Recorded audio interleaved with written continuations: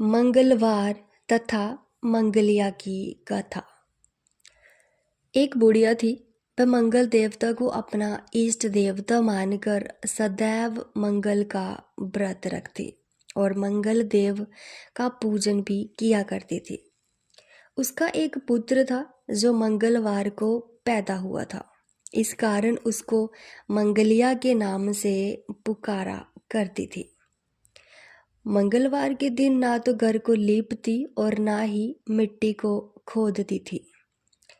एक दिन मंगल देवता उसकी श्रद्धा की परीक्षा लेने के लिए उसके घर में साधु का रूप बनाकर आए और द्वार पर आवाज दी। बुढ़िया ने कहा, महाराज जी, क्या आज्ञा है? साधु कहने लगा कि बहुत भूख लगी हुई है, भोजन बनाना है। इसके लिए तू थोड़ी सी मिट्टी लीप दे तो तेरा पुण्य होगा। ये सुनकर बुढ़िया ने कहा, महाराज जी, आज मंगलवार की व्रती हूँ। इसका मतलब कि उन्होंने आज मंगलवार का व्रत रखा हुआ है, इसीलिए मैं चौका नहीं लगा सकती। कहो तो जल का छिड़काव कर दो, उस पर भोजन बना ले। साधु कहने लगा कि मैं गोबर से ही लीपे चौके पर खाना बनाता हूँ। बुढ़िया ने कहा, पृथ्वी लीपने के सिवाय और कोई सेवा हो तो मैं सब कुछ करने के वास्ते तैयार हूँ। तब साधु ने कहा कि सोच समझकर उत्तर दो, जो कुछ भी मैं कहूँ सब तुमको करना पड़ेगा। बुढ़िया कहने लगी कि महाराज, पृथ्वी लीपने के अलावा जो भी आज्ञा करेंगे मैं उसका पालन अवश्य करूंगी। बुढ़िया ने ऐसे 3 बार वचन दे दिया। तब साधु कहने लगा कि तू अपने लड़के को बुलाकर औंधा लेटा दे, मैं उसकी पीठ पर भोजन बनाऊंगा। साधु की बात सुनकर बुढ़िया एकदम चुप हो गई।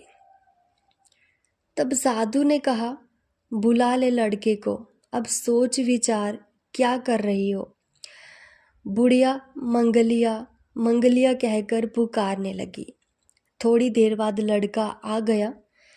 बुढ़िया ने कहा, जा बेटे, तुझको बाबा जी बुलाते हैं।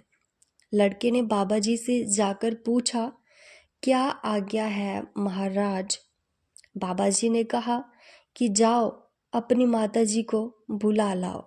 तब माता जी आ गई तो साधु ने कहा कि तू ही इसको लिटा दे। बुढ़िया ने मंगल देवता का स्मरण करते हुए लड़के को औंधा लिटा दिया और उसकी पीठ पर अंगीठी रख दी और कहने लगी कि महाराज, अब जो कुछ आपको करना है वो आप कर दें, मैं जाकर अपना काम करती हूँ। साधु ने लड़के की पीठ पर रखी हुई अंगीठी में आग जलाई और उस पर भोजन बनाया। जब भोजन बन चुका तो साधु ने बुढ़िया से कहा कि अब अपने लड़के को बुलाओ, वह भी आकर भोग कर लेगा। बुढ़िया कहने लगी कि ये कैसे आश्चर्य की बात है कि उसकी पीठ पर आपने आग जलाई और उसी को प्रसाद के लिए बुलाते हैं। क्या ये संभव है कि अब भी आप उसको जीवित समझते हैं?